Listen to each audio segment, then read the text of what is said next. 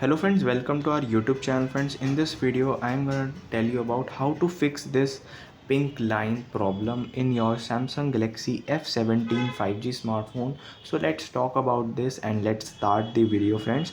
So after uh, 1 week I have purchased this brand new smartphone and I am getting the issues like this. As you can see, this line problem, it is at the middle of the screen is working, but there is a line every time I open any app, and so these problems are showing. So you can see it is, I have tried everything but it is not solving.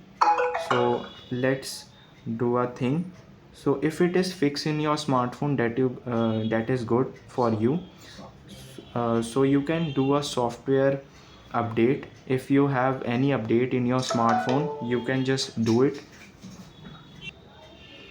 So friends, if you have the software update, firstly you can just go to the settings application, and then friends you have to just click on search, and here you have to write this update. Click on here. Now scroll down. So here it will be showing the software update. Tap on here and update your phone. If it is working, then it's okay, and if it is not working, you can just go to the settings of your smartphone, click on applications, click on search, and here you have to write Google Play Services.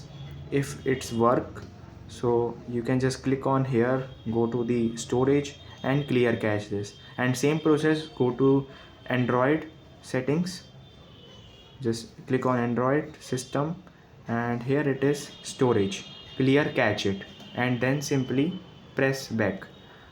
So now you can just do another steps. If you want to fix this pink line problem, you can first restart your smartphone.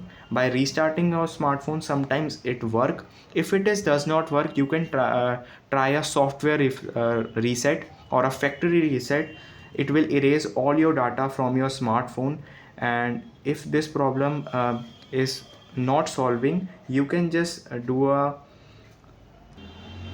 so friends, it is likely a hardware issue in the inbuilt problem is there. So you can just contact a Samsung service center to fix this problem, or your display may be replaced.